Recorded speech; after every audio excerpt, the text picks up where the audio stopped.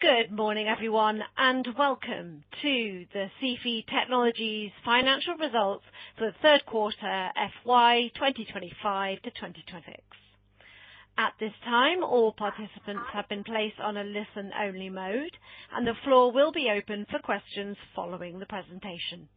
If anyone should require operator assistance during this conference, please press *0 on your phone keypad.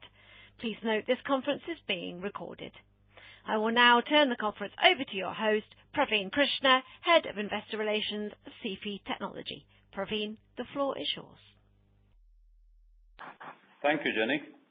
I'd like to extend a warm welcome to all our participants on behalf of Sify Technologies Limited.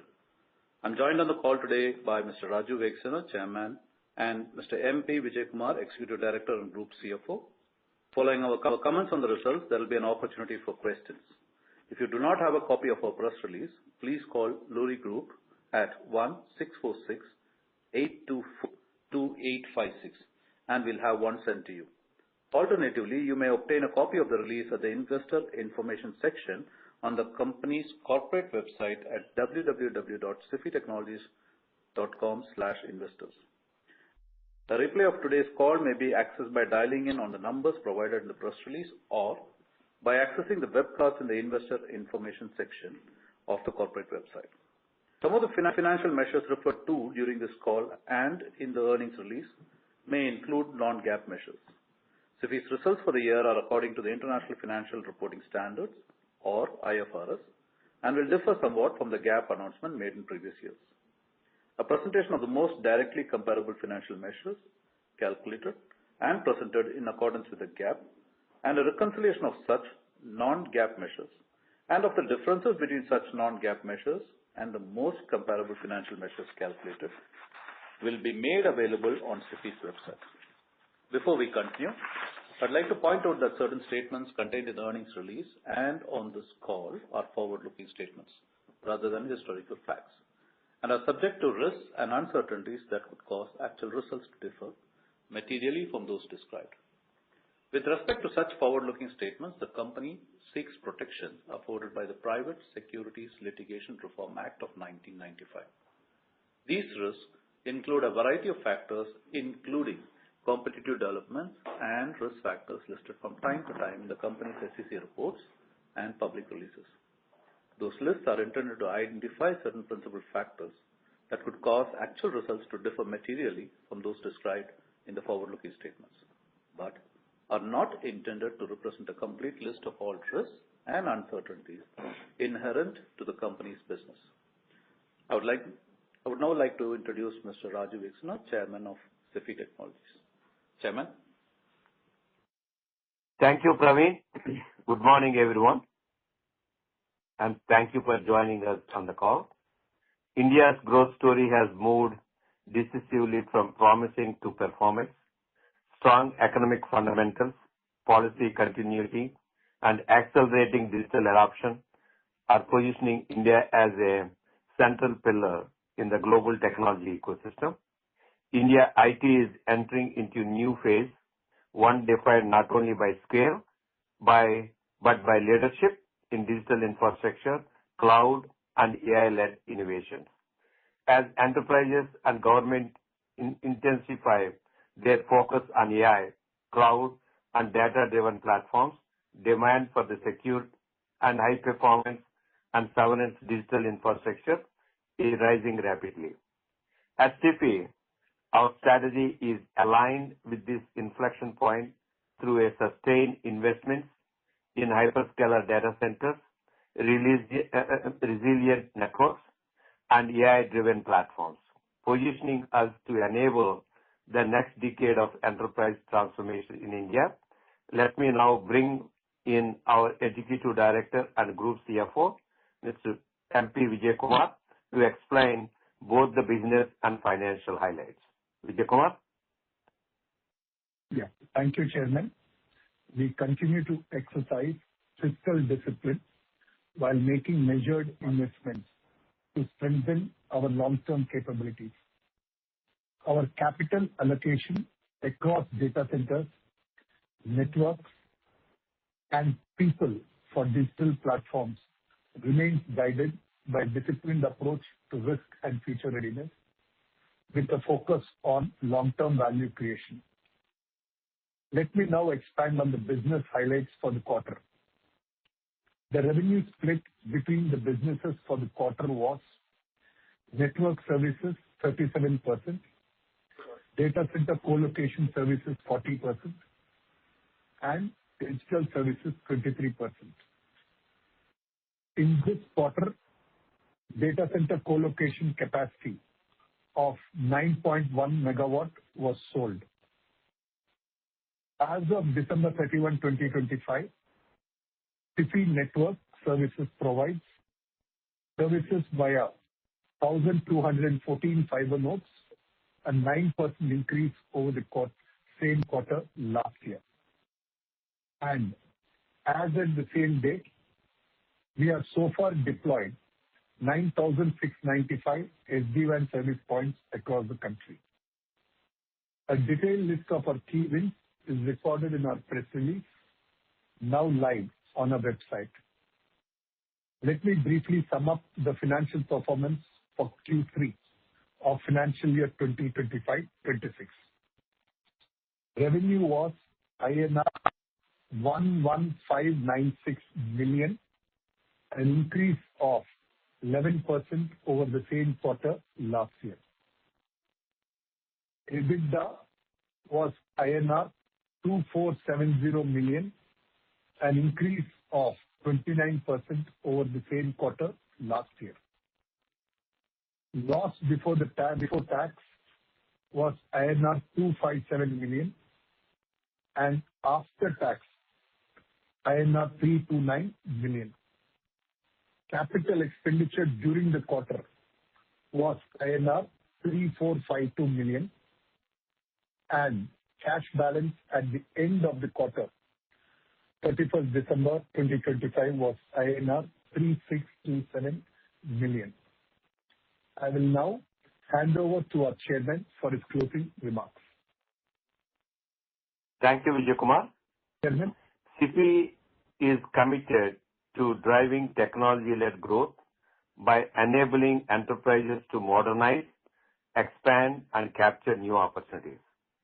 Our resilient infrastructure and comprehensive portfolio of services provide a strong foundation to deliver sustainable value and long-term returns. As we execute on this roadmap, I want to thank you for your continued confidence and support in our vision for the future. Thank you for joining us on this call. I will now hand over to the operator for any questions. Thank you very much. At this time, we will be conducting our question and answer session. If you would like to ask a question, please press star 1 on your phone keypad. A confirmation tone will indicate that your line is in the queue. You may press star 2 if you would like to remove your question from the queue. For any participants using speaker equipment, it might be necessary to pick up your handset before you press the keys. Please wait a moment whilst we poll for questions. Thank you. Our first question is coming from Greg Burns of Sidoti & Company. Greg, your line is live. Good morning. Just wanted to start off asking about maybe an update on the timing for the IPO of Infinite Spaces. Are there any milestones that are upcoming, or how should we think about the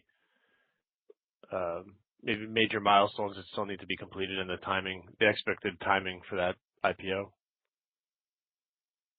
Yeah, Greg, good morning.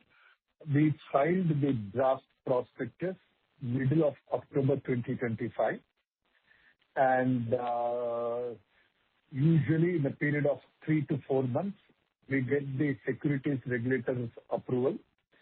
We are expecting the approval of the draft prospectus this month, and we will be guided by the bankers on the exact timing of opening the issue and getting listed.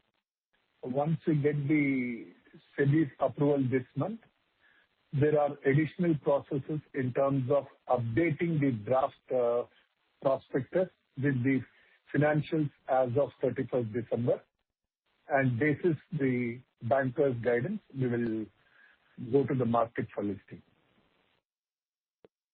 Okay, thanks. And then I guess you mentioned that you had sold an additional, I think, 9 megawatts of capacity this past quarter. What could you update us on maybe what your total design capacity currently is and how much of that in total has been sold? Yeah. The total design capacity is 188 megawatts, out of which the capacity which is ready for service is 130 megawatts, and out of 130, the total sold capacity is about 127 megawatts. Okay, great. And then, I don't know, maybe over the next 6 to 12 months, could you give us maybe an update on the roadmap for, your new data center construction? How much, maybe in terms of either DCs or capacity that you expect to bring online? Yeah. There are 2 facilities in our Rabale data center campus, which will go live in this calendar year, for which we have contracted with the customer. And there are other 2 greenfield projects which are under construction, one of which will get delivered middle of this calendar year, and the other will get delivered middle of the next calendar year. And the total capacity of those 4 facilities?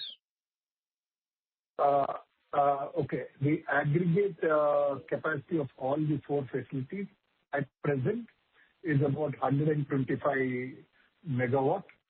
But basis customers' actual deployment, the capacity could be a little higher because we are seeing customers bringing in AI workloads into the country.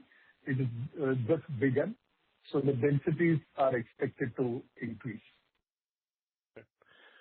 All right, thanks. And then lastly, the digital services still operating at a loss. How should we think about that part of the business longer term? At what point do you expect that to maybe either be at break even or profitable? When are you going to start to get some operating leverage on the investments you're making there? Yeah. We expect to break even. Well, I don't want to sound forward-looking, but let me give a little guidance to the extent I can. The next fiscal year, 26-27, latter part of the year, we should hopefully become break even. And depending on how the services market scales up for the new offerings which we are investing, we will see profitability thereafter. Okay. All right, perfect. Thank you. Thank you very much. Our next question is coming from Ramesh Vijaj of Stock Hi-Fi. Ramesh, your line is live. So you mentioned that 12.16 megawatt capacity sold since June 2025. How much of this is already revenue generating? Out of that, the revenue generating will be about 4 megawatts because a substantial part of the orders have come in December, which will generate revenue in the coming quarter. What is the average contract tenure and return on capital employed per megawatt? For hyperscalers, the average contract.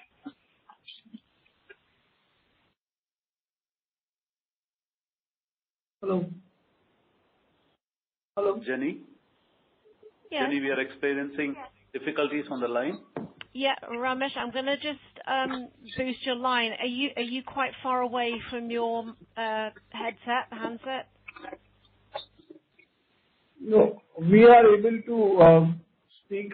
I hope you guys are able to hear us. That's better. Jenny, just for confirmation, I think we lost Vijay on this call. Oh, okay. Bear with me 1 second. Oh, Vijay's line is still connected. Vijay, can you hear us? Vijay. Okay, the line is still connected. Just bear with me a second. I'll try and pull the line. Just 1 second.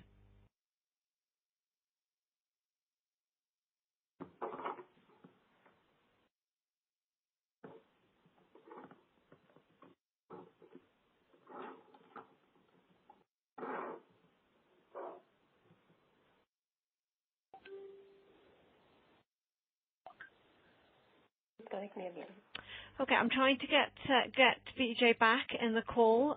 So just bear with me while I try and do that. Okay, 1 second. Yes, please. He got dropped, so he's asking to connect again.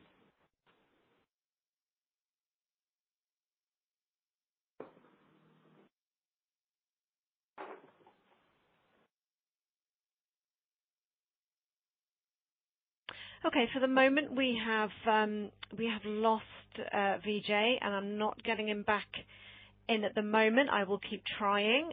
In the meantime, if would you like me to carry on with any questions? We still have Ramesh on the line. I would give it another. Could you hold for a minute, please? Could you hold for a minute? Yeah, certainly. Yes.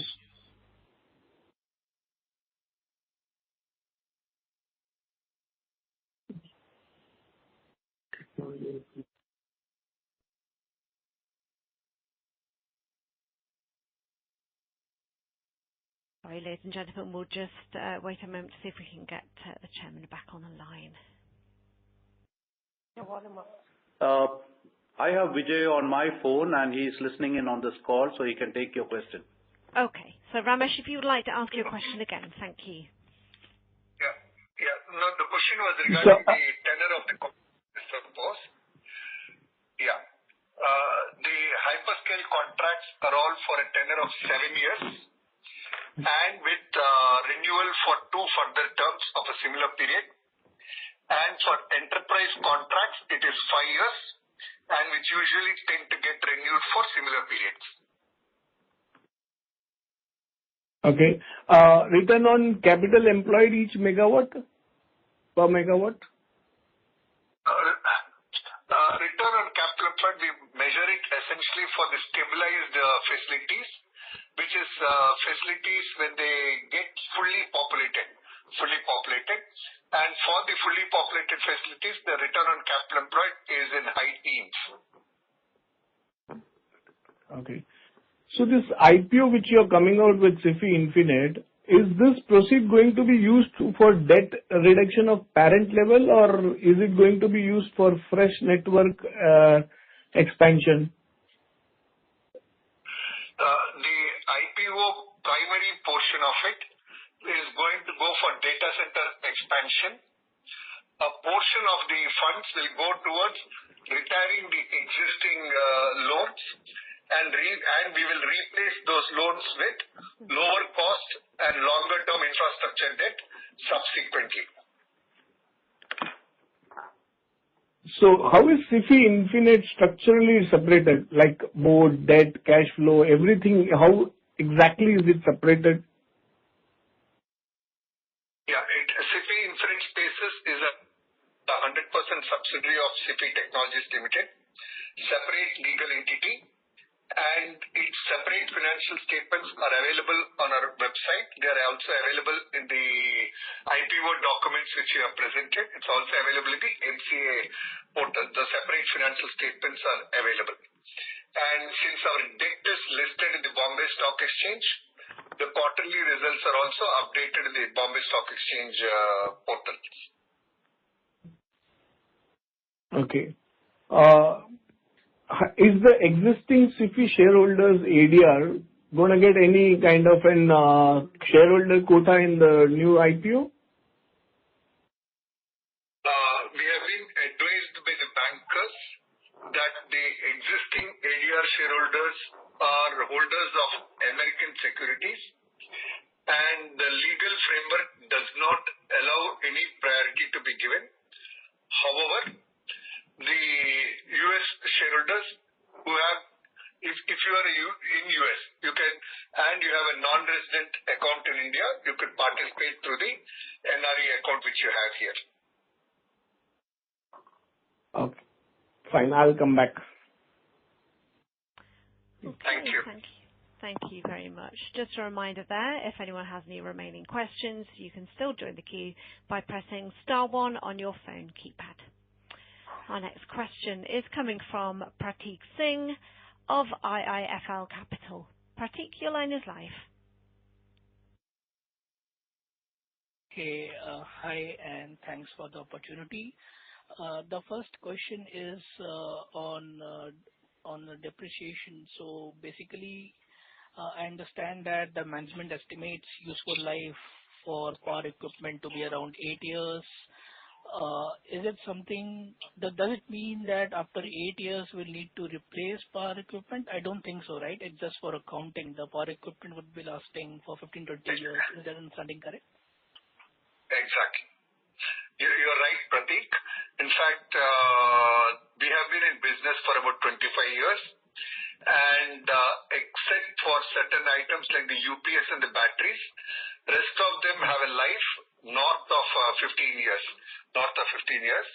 One of the reasons the company took a depreciation policy of an average of 8 to 10 years is to coincide with the pricing model which the company adopts. So our pricing model assumes 8 to 10 years capital recovery, and hence the depreciation is synced to that.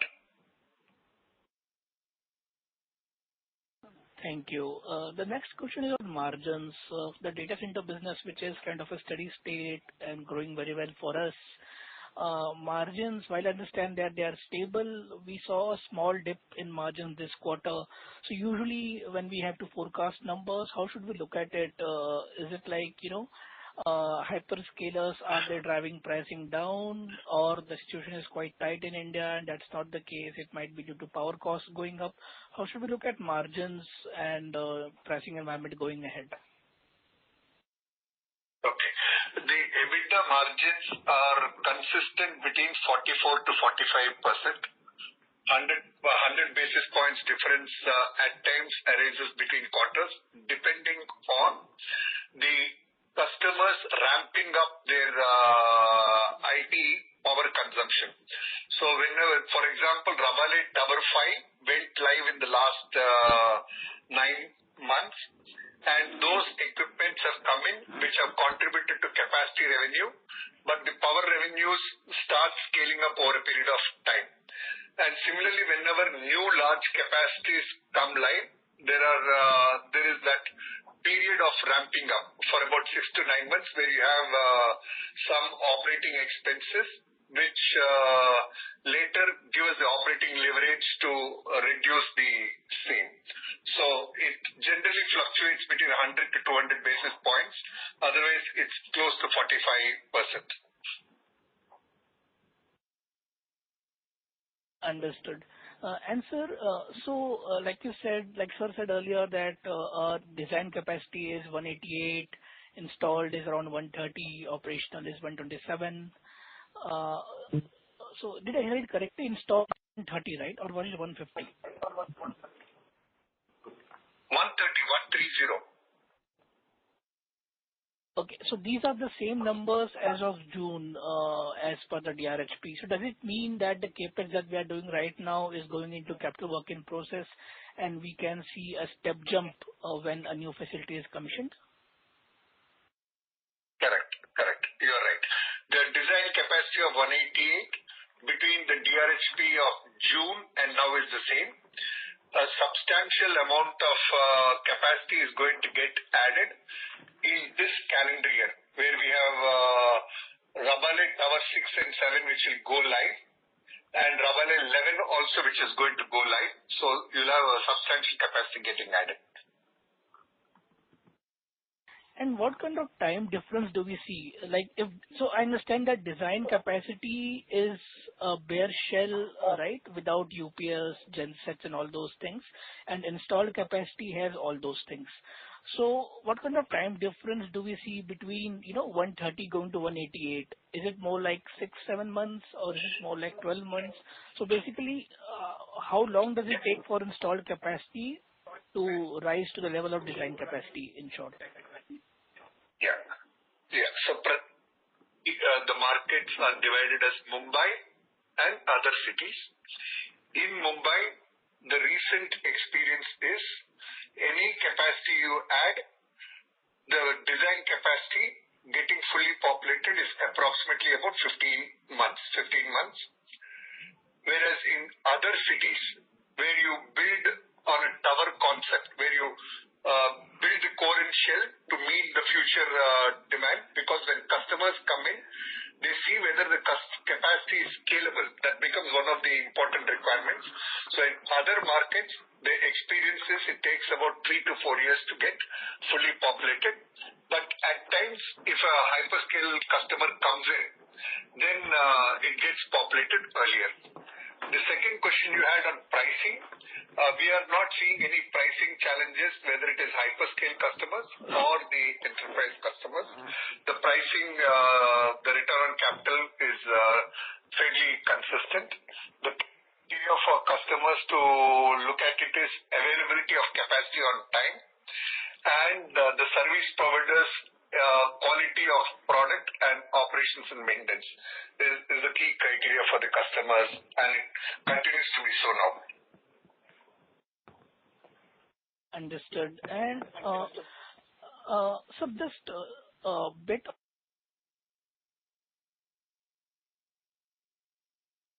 Sorry, Pratik, I lost you. Pratik, your line cut out for a second. Would you mind re-asking the question, please?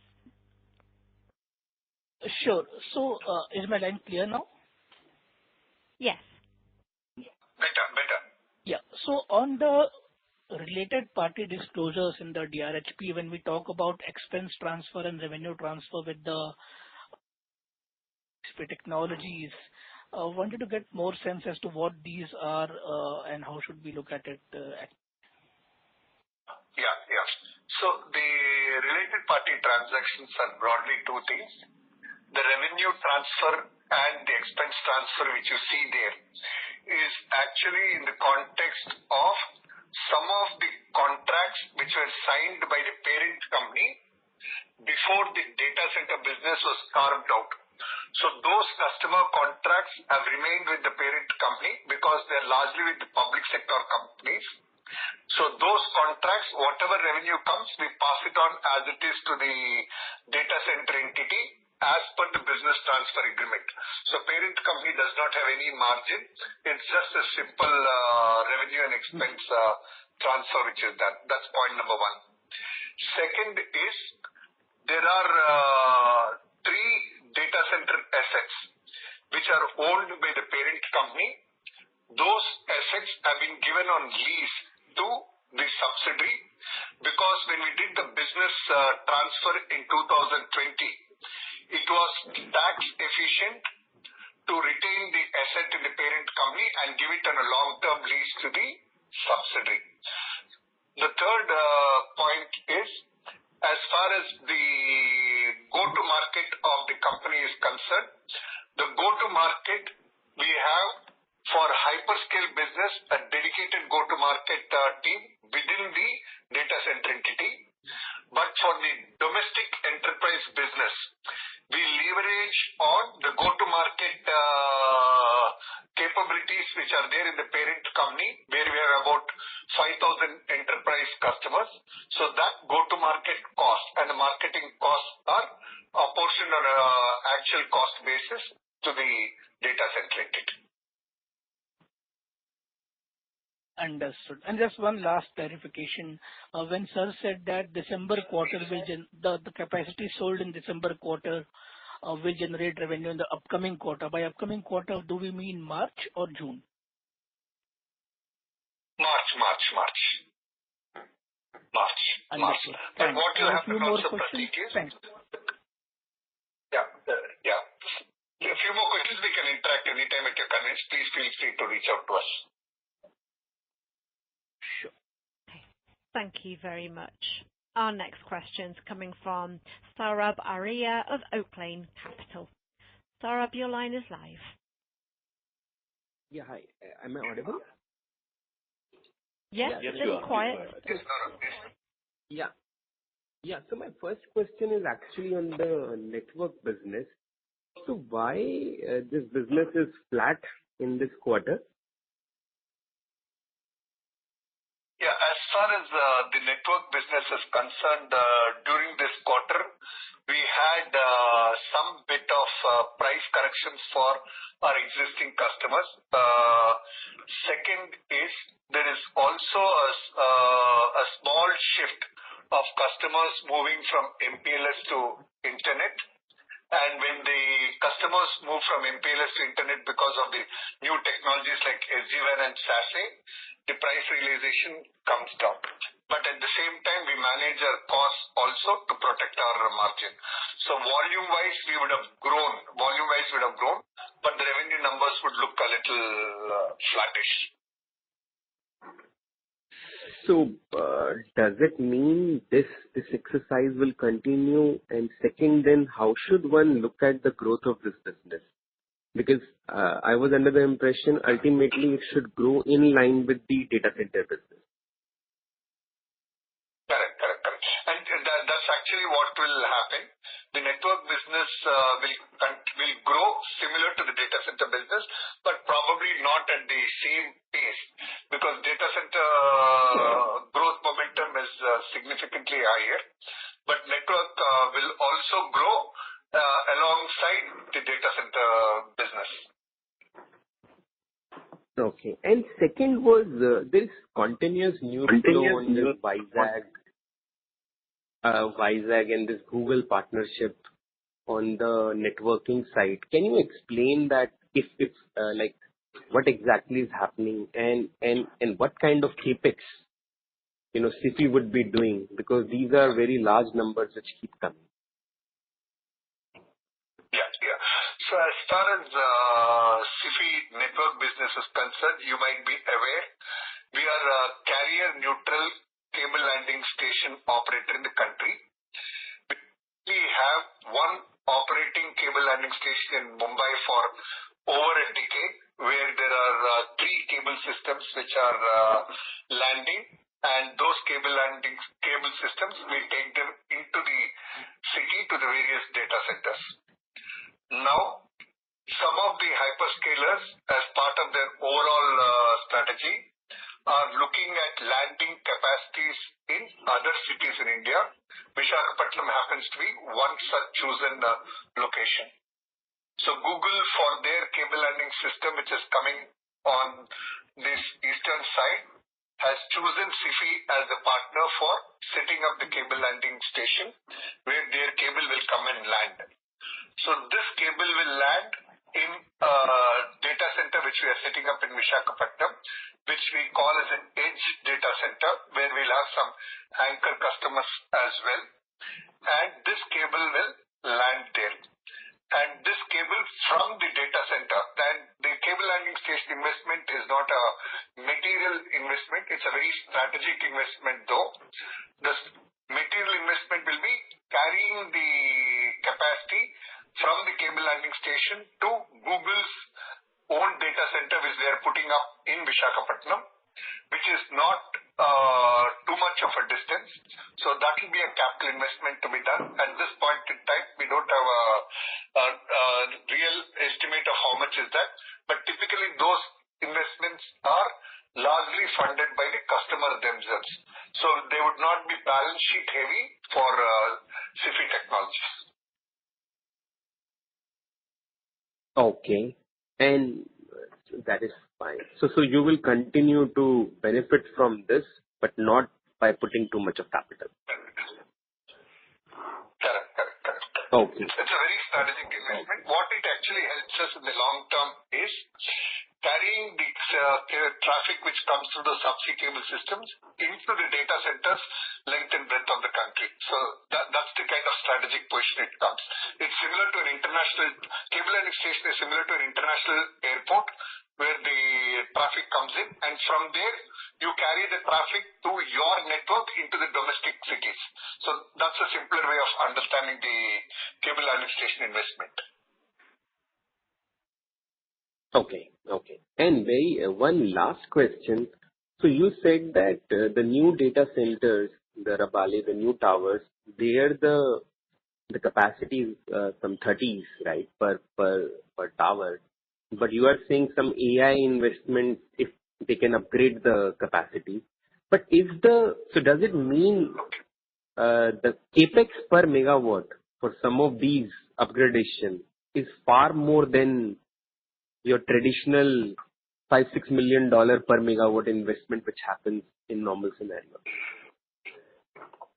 Yeah. So currently what is happening, Saurabh, is the 4 data centers, 2 of them are 77 megawatt, the other 2 are 52 megawatt. The 77 megawatt, we are going to host AI infrastructure of the customer. So customer is bringing in substantial amount of AI into that facility. This facility was originally designed for 52, whereas now it's going to be for 77 megawatt. And the incremental capacity, incremental capex cost for the AI is marginal for us, and some of it is getting funded by the customers themselves because they are bringing some proprietary design. Second, coming to the other 52 megawatt, is what I mentioned. Yeah. Yeah. The other 52 megawatt which I mentioned has been originally designed for cloud workloads, but if the customer is coming with AI workloads, we have the opportunity of increasing that 52 megawatt to a higher capacity. So it depends eventually on what kind of workloads the customer is bringing in. Sure. This is helpful. Just very lastly, so when the normal DC is there, you have got air cooling. So does it mean in all, and as you are saying, the capex would not increase much and it is done by the customer only. So does it mean none of these new capacities have some liquid cooling, etc., which are very, very expensive? And even if those are there, those would be borne by the customer. No. That's not the right way to understand. All our data centers which have gone live since 2024 are NVIDIA certified and capable of hosting liquid cooling systems. They're all designed for that. And our new facilities, Rabale 6 and 7, which is coming, right from day one, we'll have liquid cooling system. And the commercial engagement with the customers varies from customer to customer, contract to contract. Some contracts, we incur the whole amount and it gets added to the capacity charges. Some customers, the customer invests in that, for which we enable the same. So it depends on contract to contract and customer wise. And whenever you have the liquid cooling system coming in, the incremental cost is approximately $1.3 million per megawatt. $1.3 million per megawatt, right? Correct. Oh, okay. That is helpful. And that is borne by the customer or by you? No, and you charge it? As I told you, the customer does it. Sometimes we do it and charge from the customers. Okay, perfect. And one last, if I can squeeze, is on the data services side. Though you gave the guidance that maybe we will see some flat margin for break even by next year second half. But what kind of ramp up in this business is expected? Like, because you've been building this business for quite some time now, and what are the green shoots? We are expecting a combination of actions to help us get to break even. One is from our portfolio of services. We will look at focusing on 2 or 3 services more for revenue ramp up. Like we have the cloud and managed services, the network managed services and the security managed services. So those are a portfolio which we will see some revenue growth to help us get to breakeven, where we are actually developing capabilities around AI ops to bring the differentiation to the customers. That's part one. Second, some of the portfolios where the scale-up opportunity is limited, we might decide to repurpose those resources and get them to businesses which are productive. So we are looking at that carefully, and we will do it in a calibrated manner over the next 3 to 4 quarters. We have good quality resources engineers, very young engineers whom we have trained, good quality people. So we would like to monetize their capabilities by increasing the focus on certain set of services. Okay, perfect. I think, this is it from my side. All the best. Thank you very much. Thank you very much. Our next question's coming from Ramesh Vijay of Sify. Ramesh, your line is live. Hello, Ramesh, can you hear us? Ramesh, it's quite hard to hear you. Hello. Are you able to hear me? Yep, we can hear you now. You can ask a question. So there is a small thing that we would like to know. How should we go forward with this equity stability, especially such as capex and debt going forward, which is continuing to rise? Yeah, as the capital requirements is substantially for the data center business, and our initiative now to do an IPO helps us to create the stock as a currency. The initial primary capital which you are raising should take care of the demand growth for the next 2 to 3 years.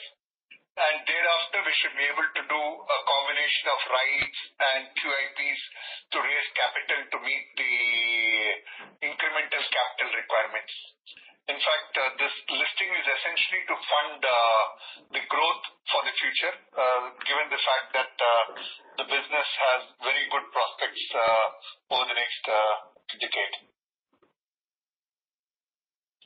What kind of offloading has been, or what kind of new equity is being issued? How much percentage would be impacting for the existing shareholders for the Sify Infinite? The DRHP has been filed and it is in the company's domain. I would encourage, given the fact that these are all subject to capital market regulations, encourage you to read the same. The primary capital which you are raising is 2,500 crores, and there's an offer for sale from our capital partner, Kotak, where we have RDI and GIC as LPs, where they will be liquidating a small portion of their existing holding for 1,200 crores. So total issue size is 3,700 crores. Fine. Thank you. Thank you very much. And our next question is coming from Prateek Singh of IIFL Capital. Prateek, your line is live. Hi, just a clarification on an earlier answer. So when we said we have 4 capacities in line, Rabale, 2 brownfield and 2 greenfield. So these 2 greenfield are in Rabale as well, or they are in some other city or some other area? Yeah, Prateek, all the 4 are greenfield. All the 4 are greenfield. Two of them are right adjacent to the existing facilities, and the other is right opposite. Other 2 are right opposite the existing facilities. They all constitute a single campus. All the 4 are greenfield projects. Okay, in Rabale itself. Prateek. Okay, welcome. Yeah. In Rabale itself, right? All 4 are in Rabale. In Rabale, they are all part of the same campus. and all the 4 are greenfield projects. Understood. And when we sign these AI contracts, do we expect to maintain similar kind of return on capital employed in AI contracts like cloud, or would they be a bit higher? At present, we are seeing same kind of returns. Early stages, Pratik, let's see how it increases in the future. But at present, it's the same set of returns. Okay. And the Andhra Edge facility will be 50 megawatts. Is that the right understanding? No. Andhra Edge facility is on a land parcel of 3.6 acres. The initial design could be for 5 acres, but it's early stages. Once everything is firmed up, we will communicate. It's early stages. But typically all the edge sites, we are designing it for 5 megawatts. Understood. Thanks a lot for patiently answering my questions. All the best. Thank you. And just to clarify on that Andhra one, apart from the 3.6, we have a land allotment of 50 acres. Probably your 50 megawatt context came there. So we have a land allotment of 50 acres, which is there in Visakhapatnam, which is for the future capacity additions, depending on how the demand comes in. Understood. Thank you very much. Well, we appear to have reached the end of our question and answer session. So I will now hand back over to Raju for any closing comments. Thank you for joining us on the call. Have a good day. Thank you. Thank you very much. This does conclude today's call. You may disconnect your phone lines at this time and have a wonderful day. We thank you for your participation. Thank you, Jenny. Thank you.